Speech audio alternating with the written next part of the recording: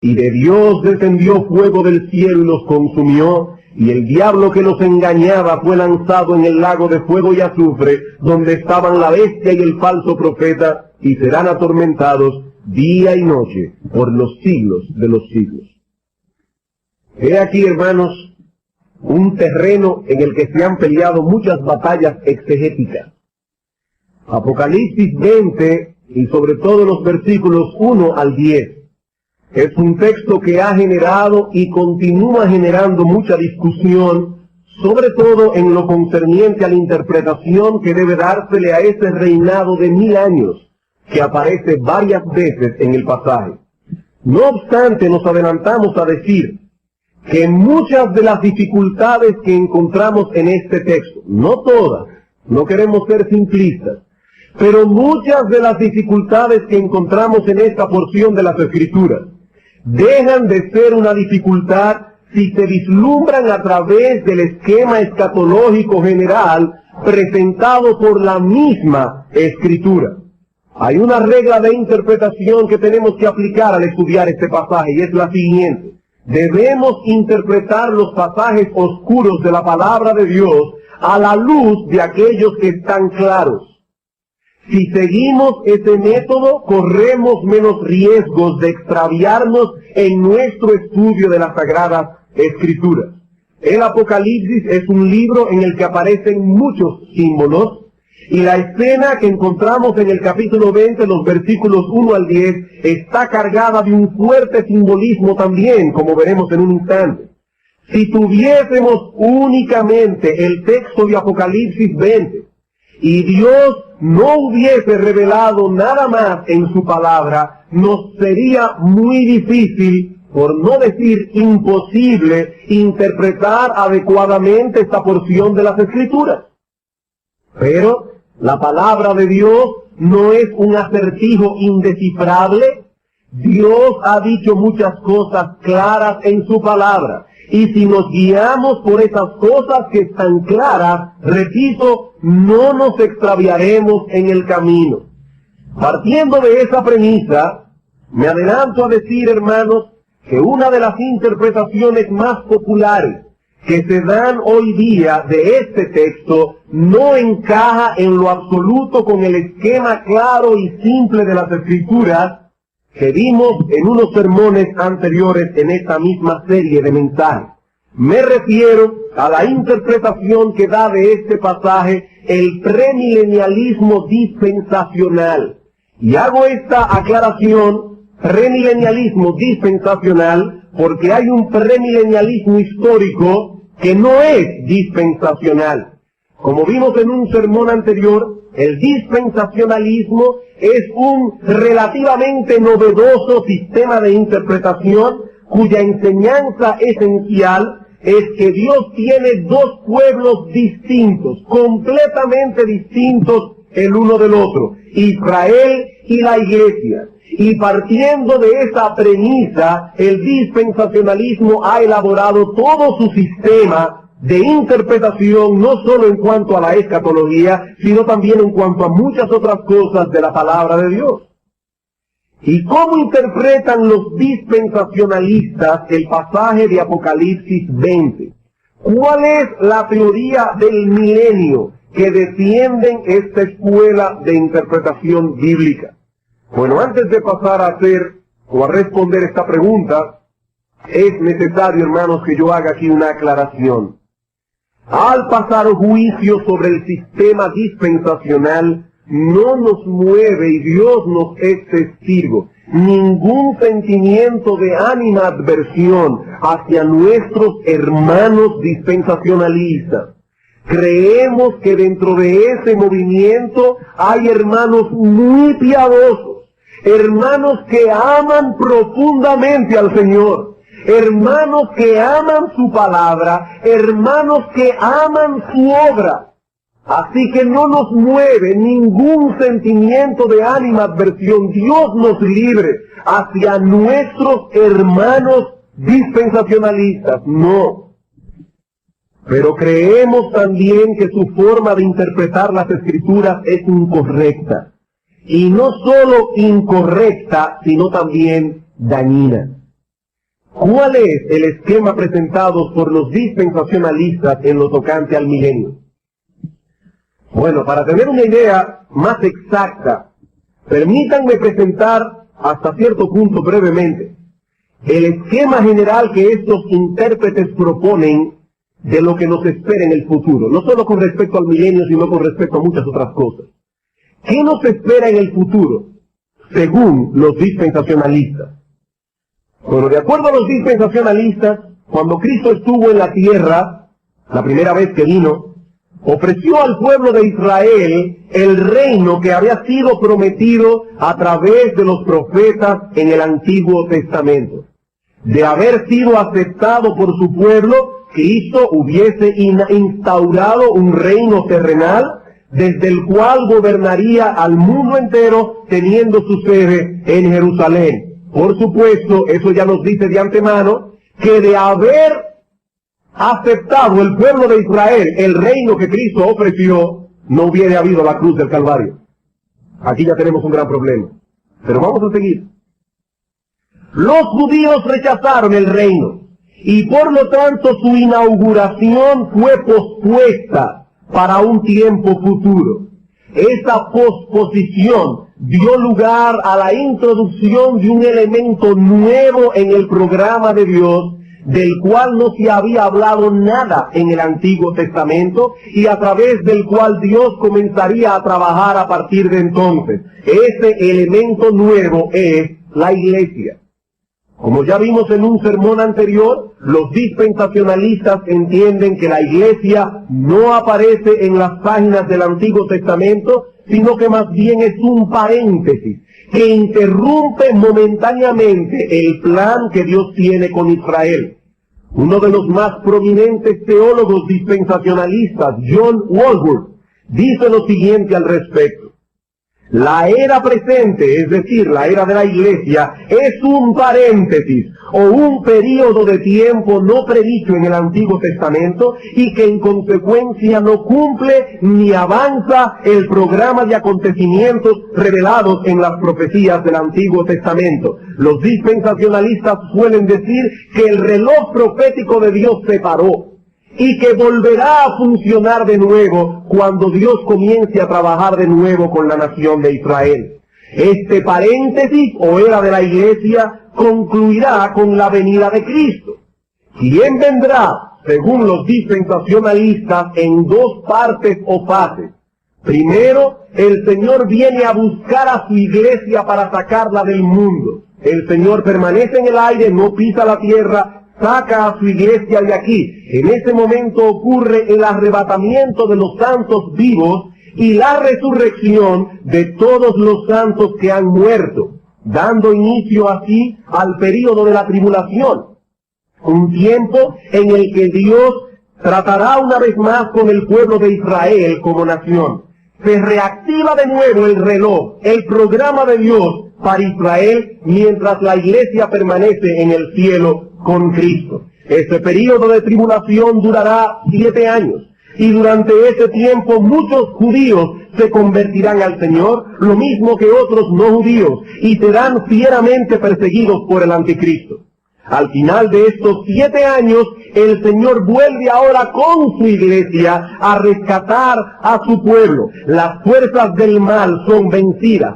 Satanás es atado por 1000 años. Los santos que murieron durante la tribulación son resucitados, lo mismo que todos los santos del Antiguo Testamento, David, Abraham, Samuel, todos ellos para entrar ahora en el milenio, en ese reino que fue pospuesto en la primera venida de Cristo. Por eso se llama premilenio, es decir, Cristo viene antes del milenio.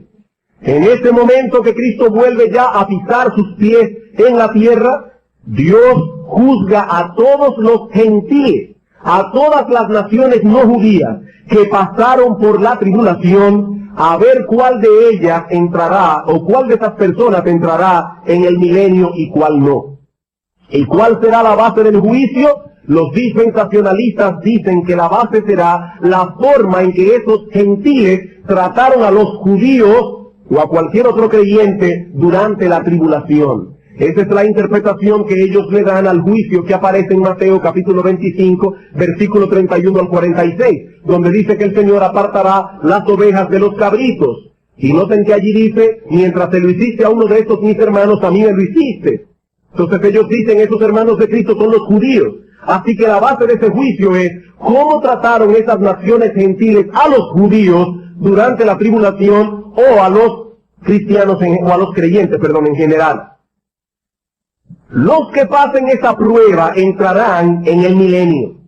Los otros serán arrojados al fuego eterno.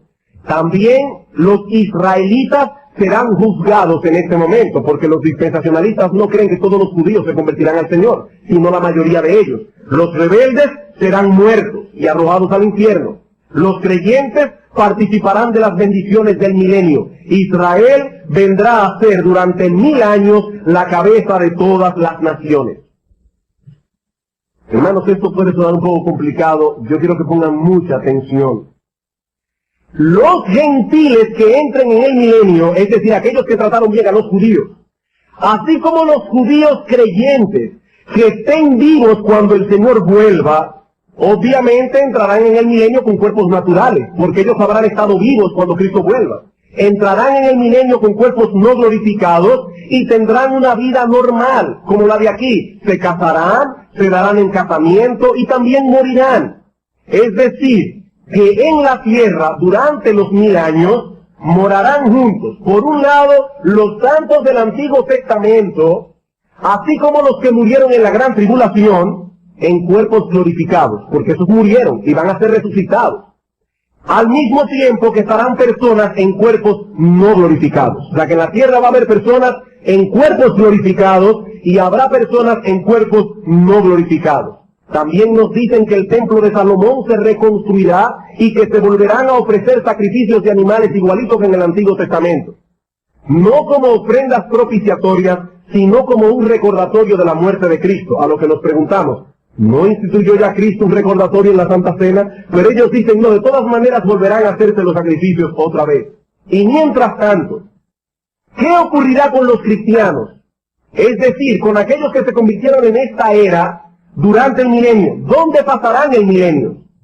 El dispensacionalista dice, estarán habitando la nueva Jerusalén, la cual estará suspendida en el espacio, alumbrando la tierra.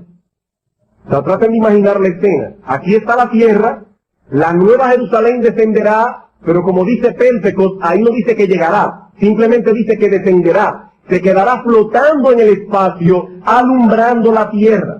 Y como los creyentes estarán en cuerpos glorificados, algunos dispensacionalistas piensan que podrán viajar a la tierra de vez en cuando a participar de ciertos juicios. Al final del milenio, Satanás será suelto y habrá una rebelión en el mundo. ¿Quiénes serán estos rebeldes? Los hijos que nacieron en el milenio de aquellos que habitaban el reino en cuerpos no glorificados. Algunos de esos niños, cuando crezcan, se convertirán. Otros permanecerán en incredulidad y al final se rebelarán contra el Señor. Esa rebelión será aplacada inmediatamente. Satanás será arrojado al infierno. Los rebeldes serán destruidos. En ese momento resucitan los creyentes que murieron durante el milenio, o sea que llaman 3 resurrecciones. Y también resucitan todos los impíos del pasado. Esa es la 4ª resurrección.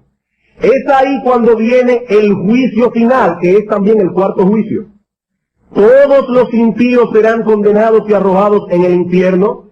La tierra es en ese momento, después del milenio, destruida.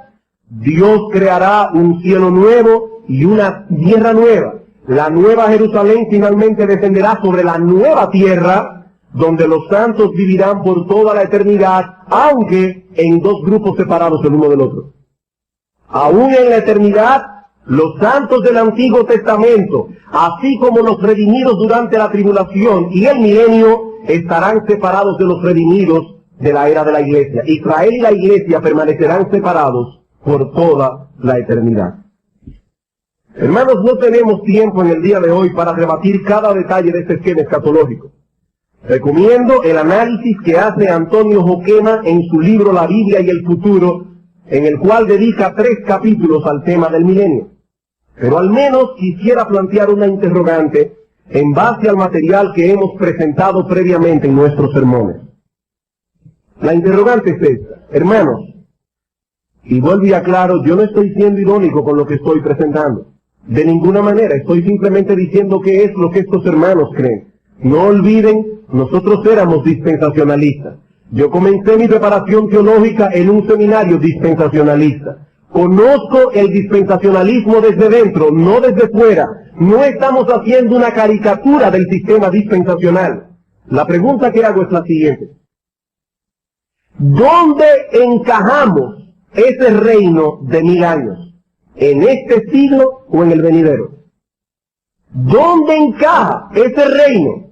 ¿En este siglo o en el venidero? Ya vimos que la expresión este siglo y el venidero envuelve todo el tiempo de la historia del hombre y que son 2 períodos cualitativamente distintos entre sí.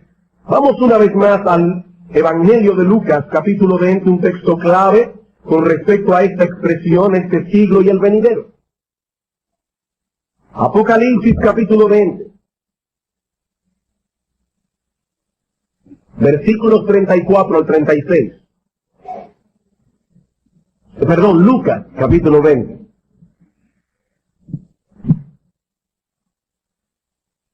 Entonces respondiendo Jesús les dijo: los hijos de este siglo se casan y se dan en casamiento, mas los que fueren tenidos por dignos de alcanzar aquel siglo, el siglo venidero, y la resurrección de entre los muertos, ni se casan ni se dan en casamiento, porque no pueden ya más morir, pues son iguales a los ángeles y son hijos de Dios al ser hijos de la resurrección.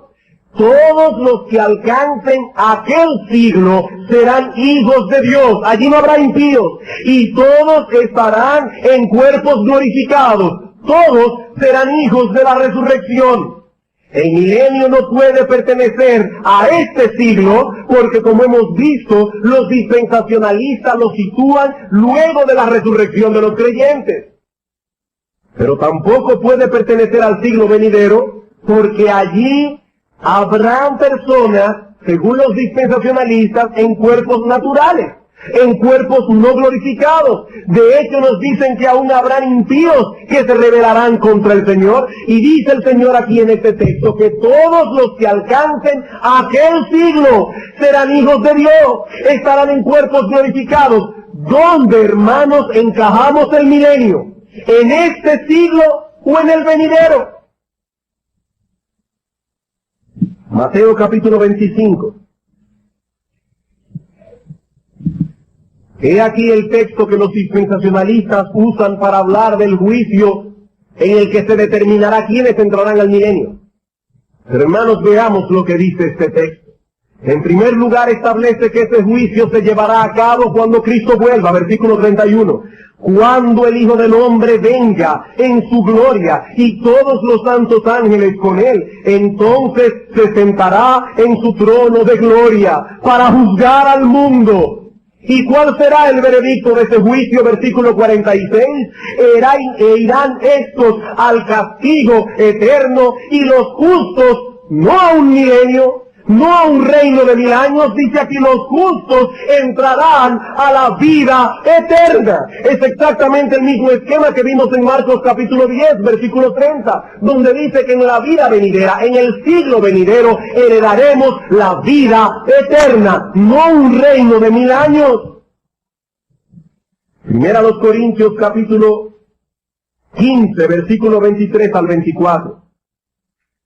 Este texto no podemos verlo en toda su amplitud, lo estudiaremos el domingo próximo, Dios mediante, pero solamente permítanme citarlo.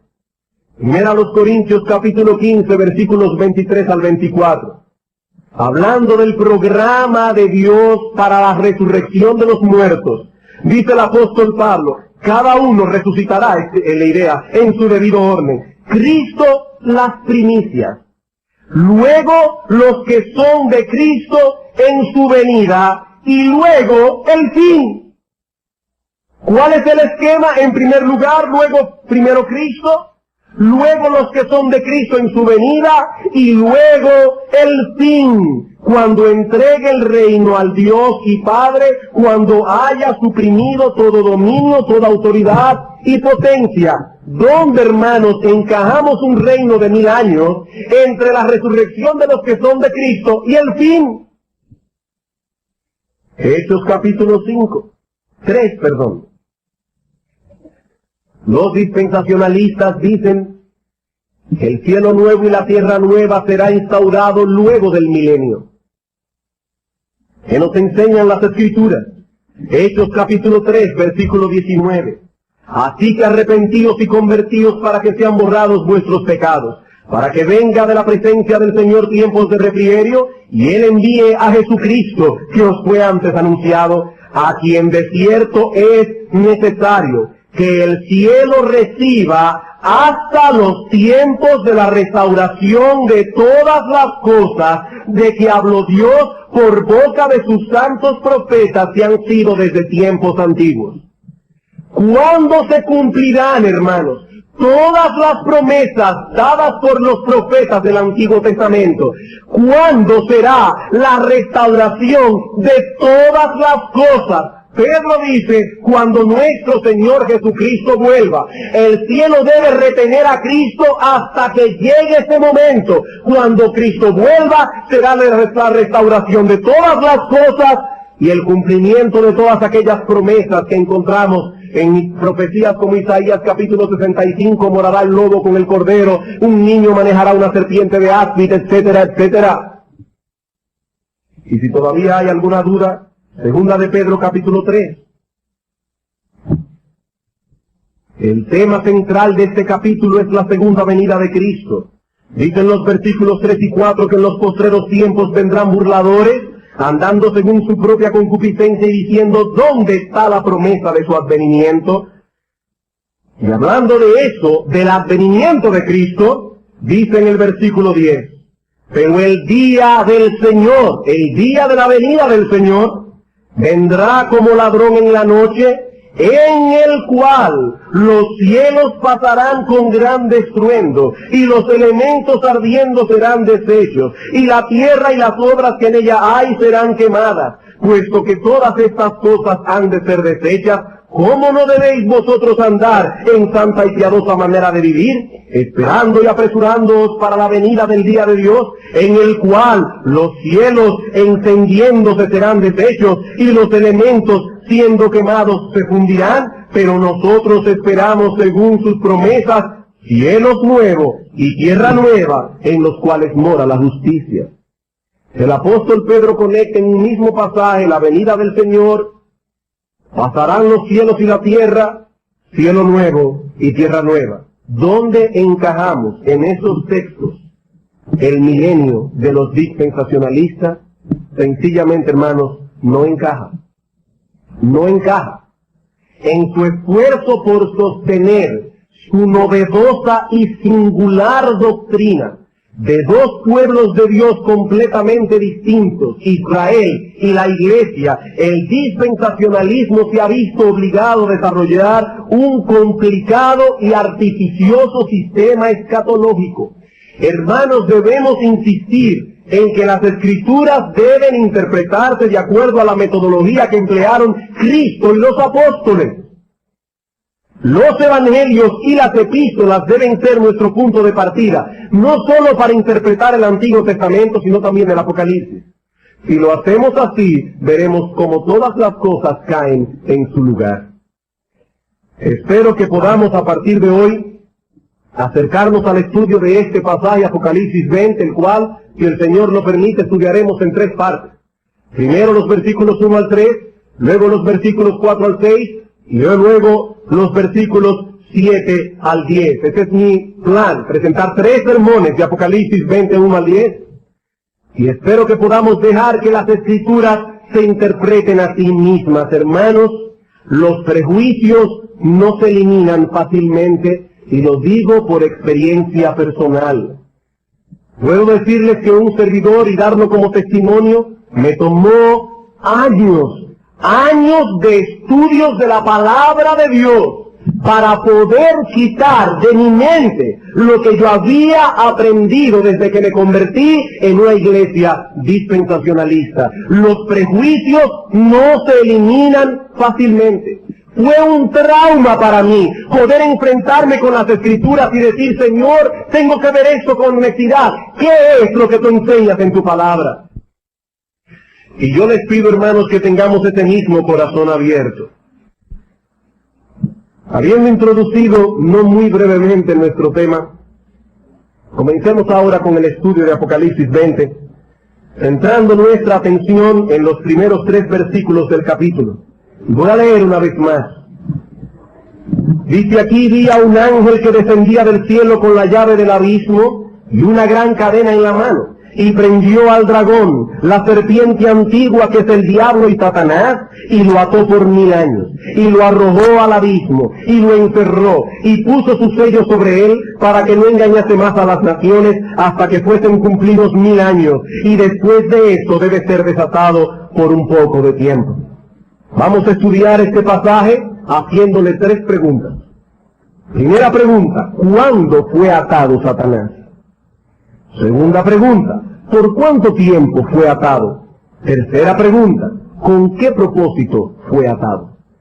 Y debo otra vez hacer la salvedad de que en estos estudios estoy siendo ayudados por otros hombres de Dios, y le doy muchas gracias al Señor de que para poder tener una estructura de presentación clara, estos mensajes de otros hombres me han ayudado tanto, aunque insisto, estos estudios son el resultado, hermanos, de años de investigación bíblica.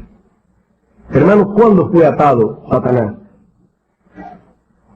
Vamos a dejar que sean Cristo y los evangelios y los apóstoles quienes nos respondan esta pregunta.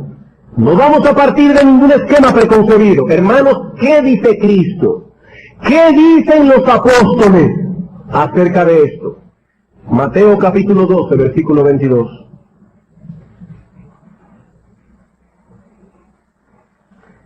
Aquí se habla de que Satanás fue atado. La pregunta es, ¿cuándo Satanás fue atado? ¿Qué dice Cristo? Mateo capítulo 12, versículo 22. Entonces fue traído a él un endemoniado, ciego y mudo, y le sanó de tal manera que el ciego y mudo veía y hablaba. Y toda la gente estaba atónita y decía, ¿será este aquel hijo de David? Es decir, ¿será este el Mesías prometido?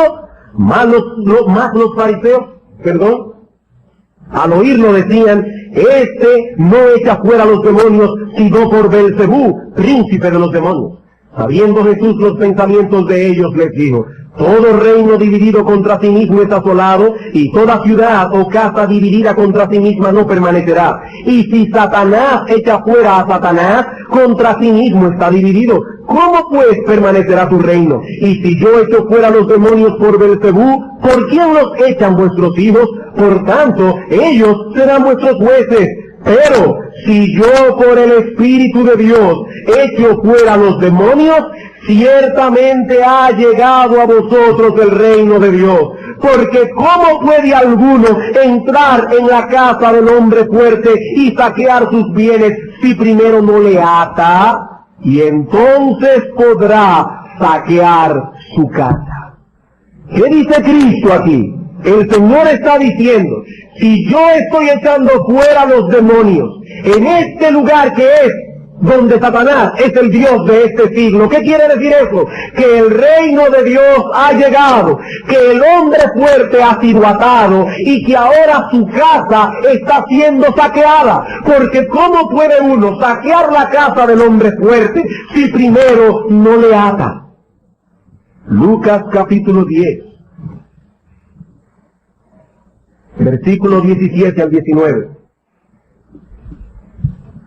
Volvieron los 70 con gozo diciendo, Señor, aún los demonios se nos sujetan en tu nombre. Y les dijo el Señor, yo veía a Satanás caer del cielo como un rayo o como un relámpago. He aquí os doy potestad de hollar serpientes y escorpiones, y sobre toda fuerza del enemigo, y nada os dañará. Dice aquí el Señor, yo veía a Satanás caer del cielo como un relámpago, caer del cielo como un rayo, en el contexto de la labor misionera, de la labor de predicación llevada a cabo por estos 70 discípulos. Ellos salieron a predicar el Evangelio y su testimonio al regresar fue: Señor, aún los demonios se nos sujetan en tu nombre. Y Cristo dice: sí, yo veía a Satanás caer del cielo como un rayo. Comentando esta porción de las Escrituras, el comentarista William Hendrickson escribe lo siguiente: mientras que en este pasaje Jesús habla de la repentina caída de Satanás, en otros lugares el maestro se refiere a la expulsión del príncipe del mal. Se está refiriendo a Juan capítulo 12 cuando dice: ahora el príncipe de este mundo ha sido echado fuera. Y esto en relación con la propia actividad de Cristo de atraer a todos los hombres a sí mismo. Cristo dice, Él atraería a todos los hombres a sí mismo porque el príncipe de este mundo ha sido echado fuera. Esto lo veremos ahorita. Sigue diciendo Hendrickson: a esta caída y expulsión de Satanás hay que agregar otra expresión simbólica adicional, la que se usa en Mateo 12:27 que leímos ahora, la de atar al hombre fuerte. Y ahora dice Hendrickson: en la interpretación de Apocalipsis 20, 1 al 3, debiéramos hacerle justicia a estos pasajes. Una buena norma exegética es permitir que la Escritura interprete a la Escritura. ¿Qué dice Apocalipsis?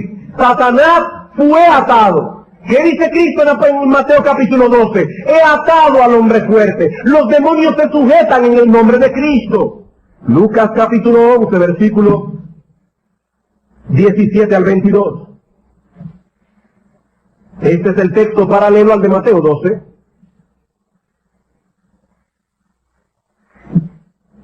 Mas él, conociendo los pensamientos de ellos, les dijo: todo reino dividido contra sí mismo es asolado, y una casa dividida contra sí misma cae. Y si también Satanás está dividido contra sí mismo, ¿cómo permanecerá su reino? Ya que decís que por Belcebú echo yo fuera a los demonios.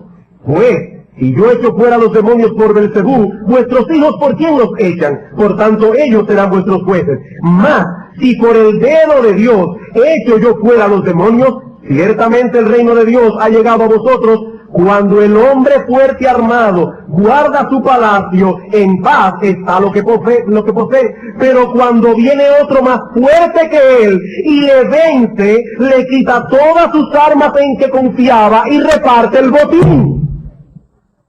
Una vez más la misma idea. Cristo está diciendo: este hombre fuerte, el Dios de este siglo, tenía muy bien cuidada su ciudadela. Pero ¿qué pasó? Vino un hombre más fuerte que él, con el poder del Espíritu de Dios, instauró su reino y el hombre fuerte ha sido atado.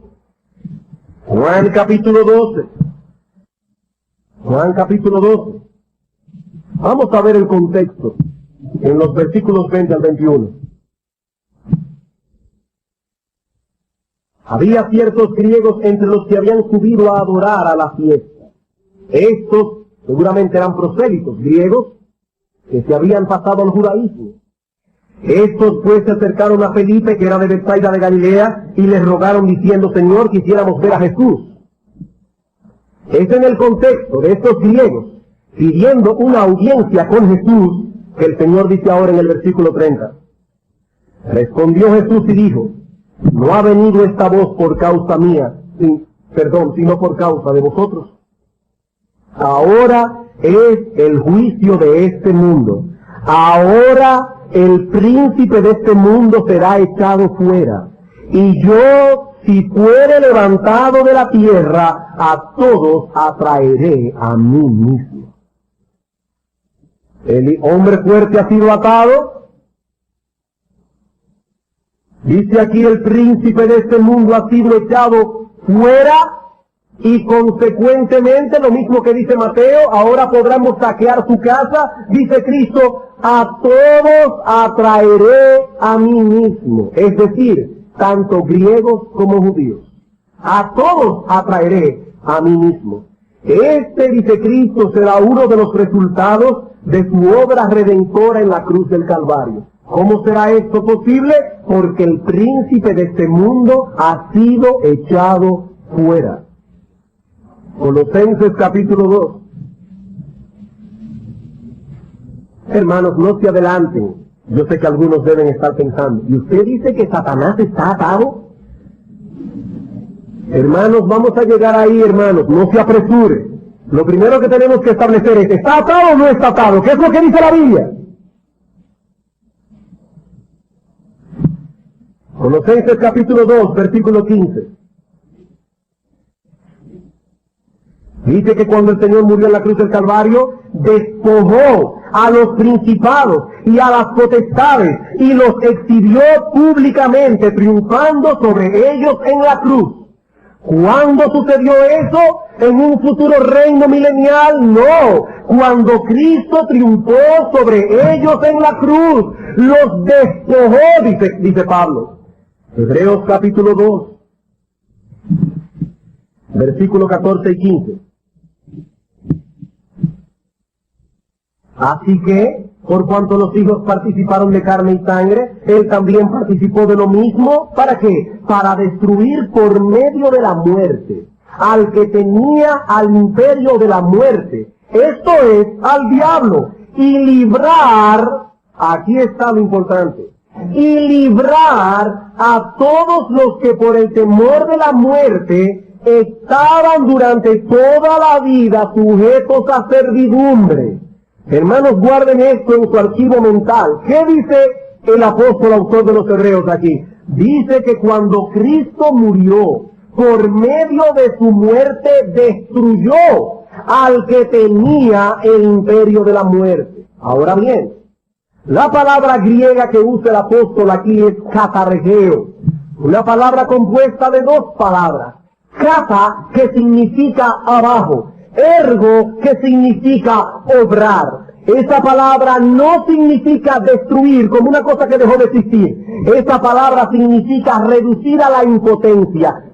De hecho, esa palabra katargeo es la misma que aparece en Romanos capítulo 6, versículo 6, cuando dice que el cuerpo del pecado fue destruido a fin de que no sirvamos más al pecado. Todos sabemos que el pecado sigue morando en nosotros. Todos sabemos que el pecado sigue activo en nosotros, pero el pecado ya no nos gobierna a su antojo. El pecado ya no es nuestro rey. El pecado fue reducido a la impotencia. Esa es la palabra que usa el autor de Hebreos aquí. Cristo, por medio de su muerte, ató al hombre fuerte. Primera de Juan, capítulo 3, versículo 8. Y yo no quiero parecer tedioso buscando tantos textos.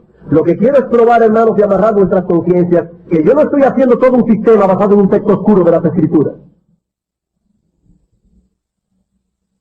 Primera de Juan, capítulo 3, versículo 8. El que practica el pecado es del diablo, porque el diablo peca desde el principio. Para esto apareció el Hijo de Dios, para deshacer las obras del diablo. Y la palabra griega allí, luce, significa literalmente para soltar las obras del diablo. El diablo fue atado y aquellos que estaban cautivos han sido soltados, han sido liberados. El hombre fuerte ha sido atado. Hermanos, ¿cuándo? Según todos esos textos, ¿cuándo Satanás fue atado? ¿Cuándo fue despojado de su poder, de modo que ahora el pueblo de Dios puede saquear su casa? ¿Cuándo? En la primera venida de nuestro Señor Jesucristo. Su triunfo en la cruz ató a Satanás. Estos textos que acabamos de leer, aparte de la visión que aparece en Apocalipsis 20 en medio de un contexto sumamente simbólico, son los únicos textos del Nuevo Testamento que hablan de la atadura de Satanás por parte del Señor. Ahora yo le pregunto, hermanos, ¿vamos a interpretar todos estos textos claros partiendo de Apocalipsis 20? ¿O debiéramos más bien interpretar Apocalipsis 20 a la luz de todos estos textos que están claros? Hermanos, ¿cuál es el sistema de interpretación que debemos usar? Segunda pregunta. ¿Por cuánto tiempo fue Satanás atado? Vamos a Apocalipsis 20 otra vez. Lo primero que vemos en el texto es que hay mucho simbolismo envuelto. Es lo primero que resalta del texto. Se habla de un abismo, se habla de la llave del abismo, se habla de una gran cadena, se habla de un dragón, se habla de una serpiente.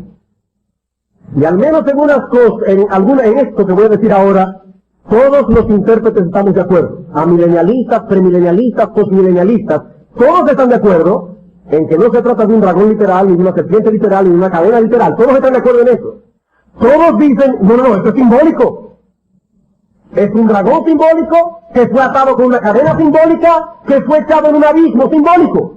Todos esos son símbolos. Símbolos que señalan hacia una realidad, pero son símbolos. Repito, hermanos, al menos en ese punto todos estamos de acuerdo. La pregunta ahora es, si todas esas cosas son simbólicas, ¿por qué los 1000 años no pueden ser simbólicos también? Si estamos en medio de un pasaje lleno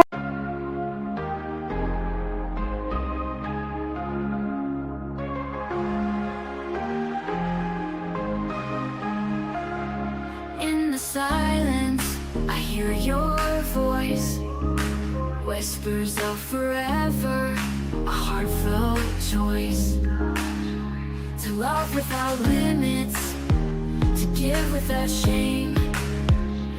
In your eyes my heart finds its flame. We'll chase the sunset, we'll dance in the rain, our love will shine brighter with every heartbeat's pain. We'll rise above the noise, our love will be the light. In the darkest of nights, we'll find our way to the light. Lost in a moment, our love will ignite. Forever and always, we'll shine with all our might.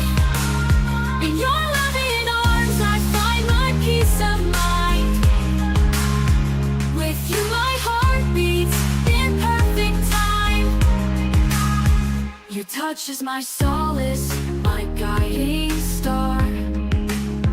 With every kiss my heart beats near and far.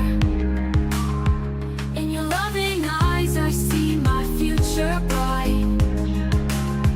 With you my love, I'll take flight. We'll chase the sunset, we'll dance in the rain. Our love will shine brighter with every heartbeat's pain. We'll rise above the noise, our love will be the light. In the darkest of nights, we'll find our way to the light. Lost in a moment, our love will ignite. Forever and always, we'll shine with all our might. In your loving arms I find my peace of mind. With you my heart beats in perfect time. We'll weather every storm, we'll face every test. Our love will be the anchor that holds us best. Through the ups and downs we'll stand as one. Forever and always, our love will have won. Lost in a moment, our love will ignite. Forever and always, we'll shine with all our might. In your loving arms I find my peace of mind. With you my heart beats in perfect time. In your loving eyes I see our destiny. Forever and always, our love will be free. In your loving arms I am home. With you my heart beats, forever will roam.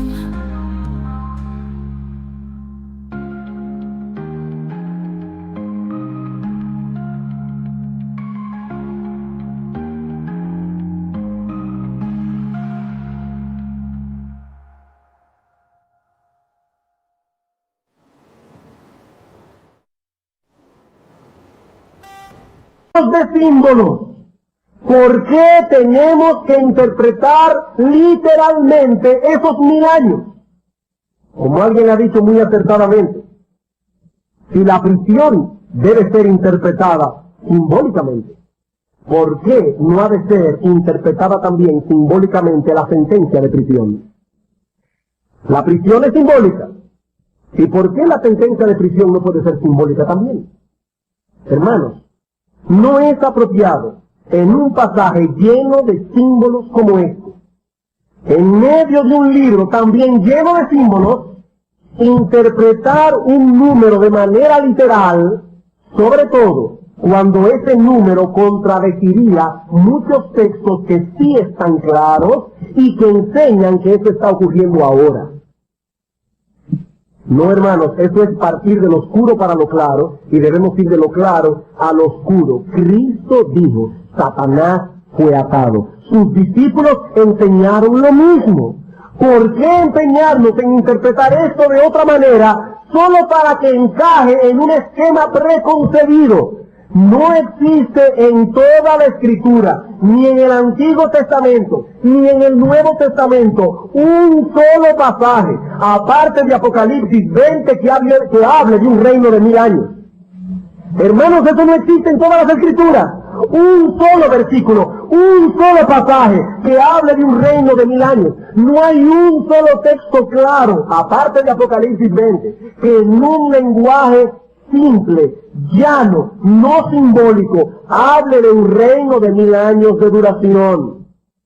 La semana próxima nosotros centraremos nuestra atención en los versículos 4 al 6, y entonces hablaremos de qué es ese reino de 1000 años. Yo no estoy diciendo con esto que un solo texto de la Escritura no sea suficiente para probar una verdad. No, eso no es lo que estoy diciendo. Lo que estoy diciendo es que tratándose de un pasaje lleno de símbolos, es peligroso basarnos únicamente en él para forjar toda una teoría que para colmo rebate muchas otras enseñanzas claras del Nuevo Testamento. Eso es lo que estoy diciendo. Es más apropiado pensar que estos 1000 años simbolizan un periodo largo pero limitado de tiempo.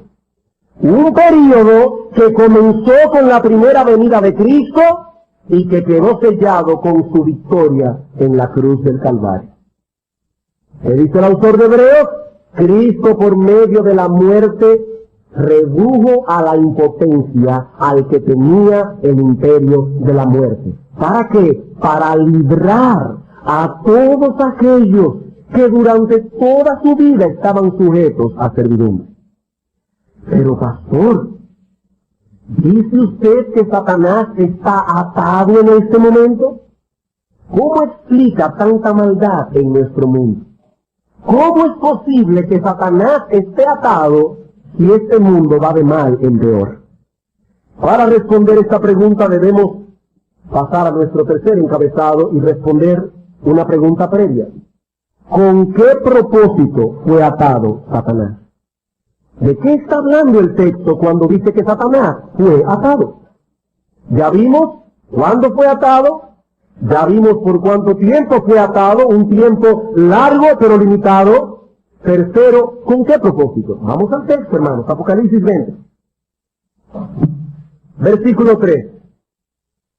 Y lo arrojó al abismo, y lo encerró, y puso su sello sobre él. ¿Para qué?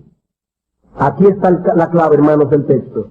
Para que no engañase más a las naciones hasta que fuesen cumplidos 1000 años.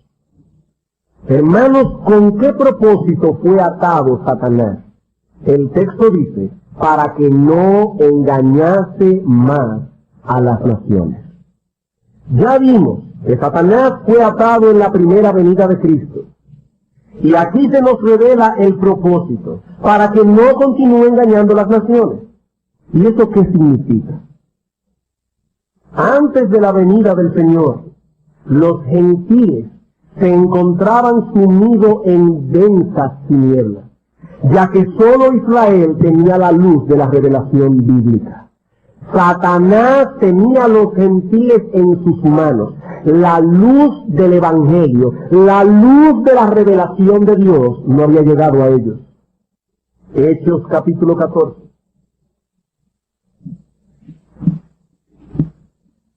No olviden lo que dice el autor de Hebreos. Cristo, por medio de su muerte, redujo a la impotencia al que tenía el imperio de la muerte. ¿Para qué? Para que ahora podamos liberar a todos aquellos que estaban reducidos a la esclavitud por el temor de la muerte que el diablo tenía sobre ellos. Hechos capítulo 14, versículo 14 al 16. Aquí el apóstol Pablo y Bernabé están predicando el Evangelio en Listra. Y estos hombres comienzan a rendirle culto a Pablo y a Bernabé, creyendo que se trataban de Apolos y de Mercurio, o de Júpiter y Mercurio.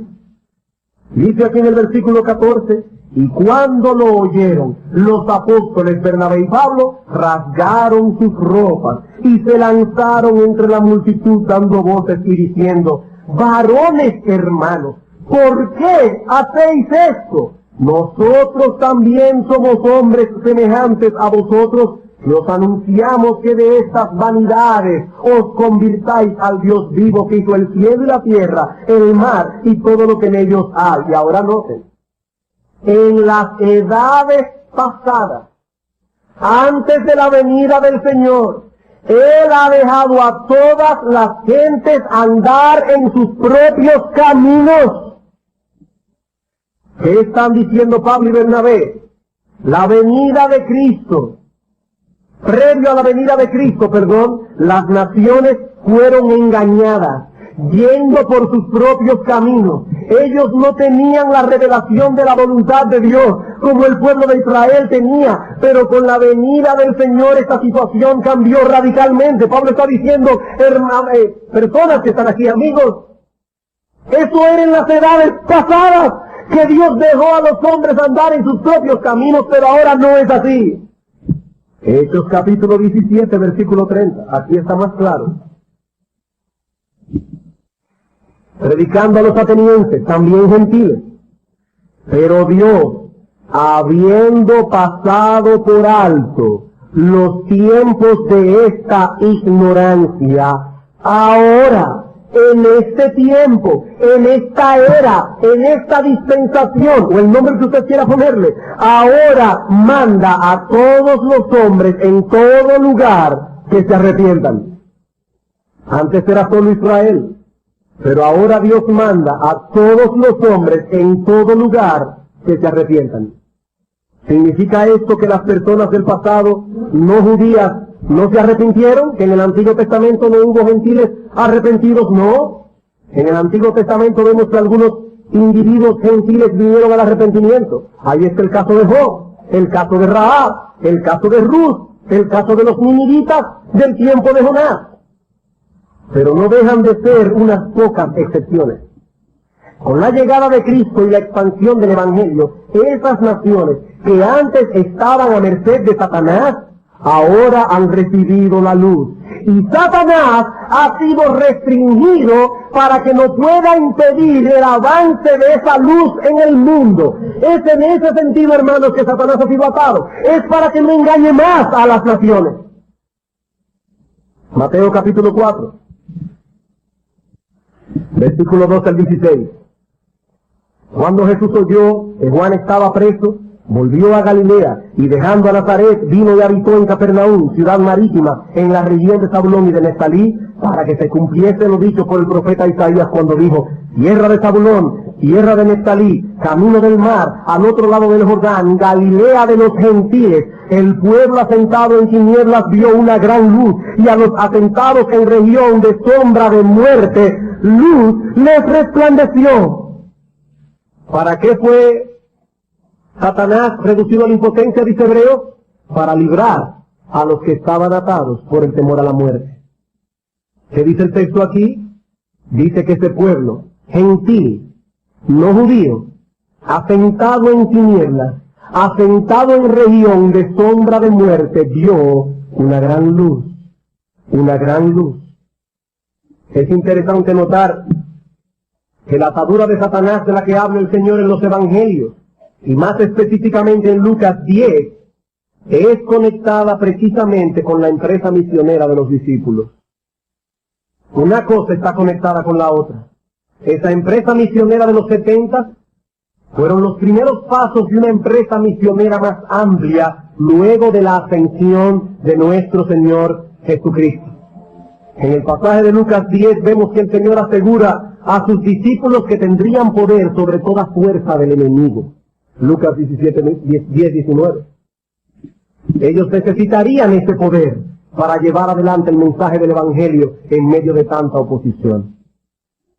Lo mismo vemos en Juan 12, el texto que ya leímos, cómo se menciona el juicio sobre Satanás en el contexto de aquellos griegos que querían una audiencia, con Jesús. Satanás fue atado para que dejase de engañar a las naciones en el sentido de que ahora no podría impedir que reciban la luz del Evangelio. Él no está atado en